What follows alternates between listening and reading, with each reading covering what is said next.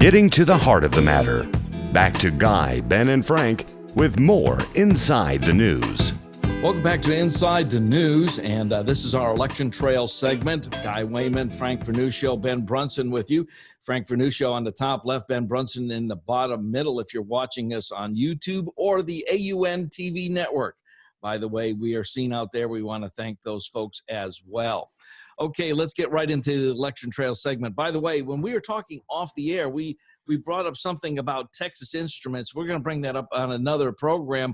But just briefly, Frank, before we get into the election, before I get into that, just kind of tell us a little tease about the Texas Instruments story and what's going on there.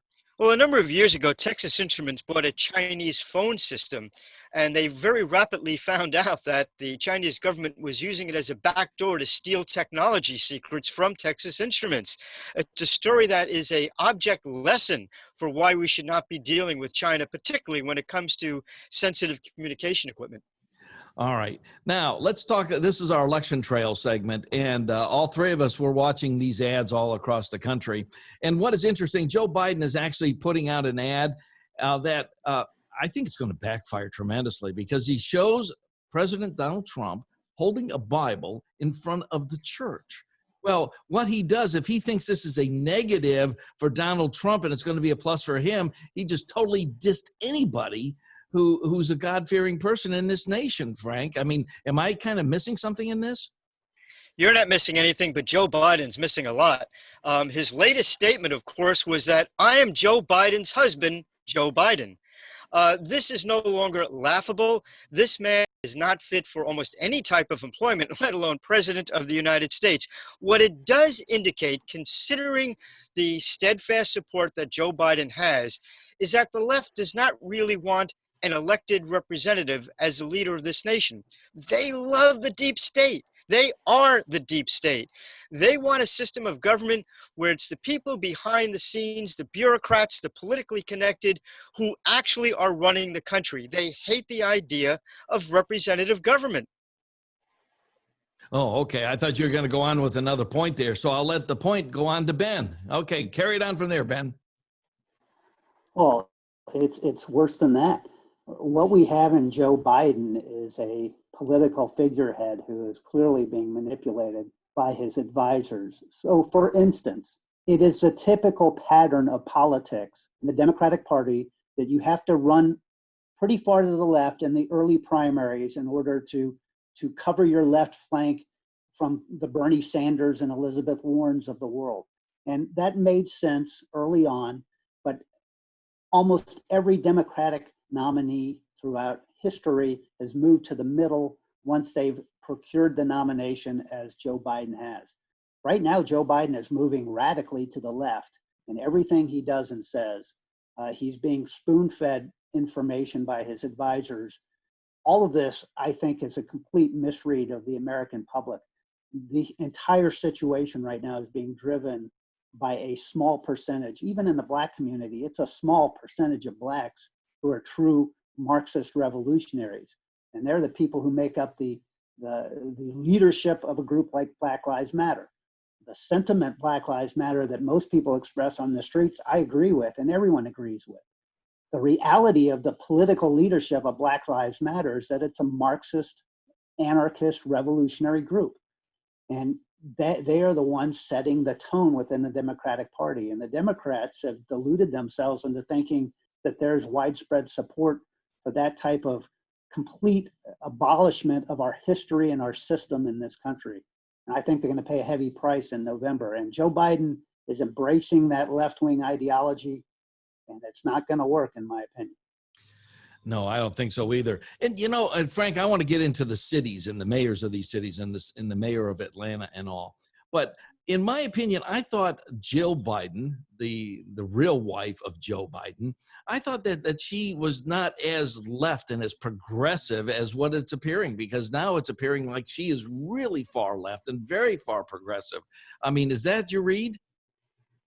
Well, I think the Democratic Party is hard left and progressive, and whoever decides to attempt to gain the titular position of head of the Democratic Party as their presidential candidate is appeasing that wing of the party. Look, let's look at the case of how this impeachment nonsense began. Clearly, there was never a case for impeachment, but clearly the Speaker of the House simply felt that to appease the hard left of her party, she had to, against her own better judgment, go ahead with the impeachment hearings.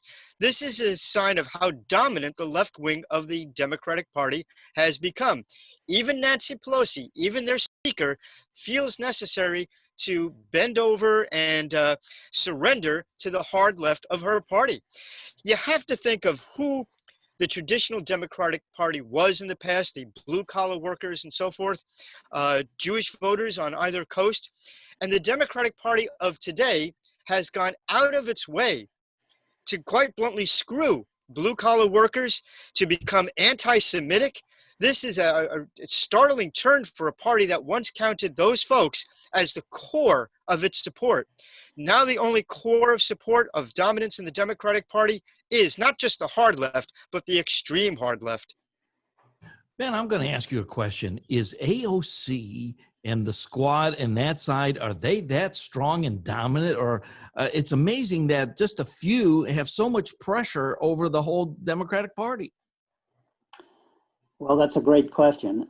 In terms of influence, they are that strong and dominant right now, and they're being reinforced by the protests on the street. And the media that embraces all this, largely driven by one thing, a complete and utter hatred for Donald Trump. So the media will embrace anything if they think it gets them closer to the defeat of Donald Trump in November. And they've embraced this revolutionary rhetoric that is being expressed on the streets that has quickly morphed from tearing down Confederate statues to tearing down any statue about our history. I'm waiting for Martin Luther King to become the target of the mob, because the fact is that the typical response to this type of insanity, that all lives matter, that everyone is equal, that we need to be a colorblind society, that was the core message of Martin Luther King and his entire civil rights movement. That was what he stood for.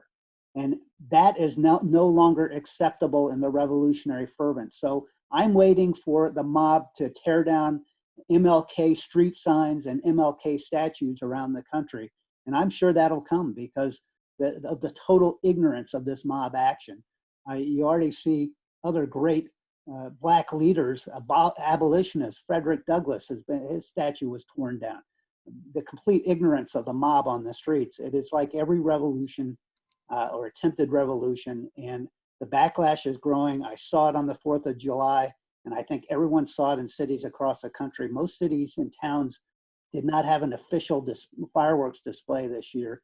Blaming COVID, I think a lot of it was budget constraints, but you saw private citizens do more than I've ever seen by a factor of about 10. The entire valley below me was lit up on the 4th of July from end to end with private fireworks displays. I've never seen anything like it. That is the silent majority that will speak in a very loud voice come November, but the frustration and anger among that group is pretty palpable right now. Wow, we've got to stop right there, but we're going to come back with the economy and stimulus checks and who knows what's going on. This is Inside the News. You're listening to us on radio affiliates across the country and on YouTube. We want to thank AUN TV. You can find more about them at aun-tv.com. We're going to take a time out. We'll be back. You're listening to Wehman, Brunson, and Vernuccio, Inside the News.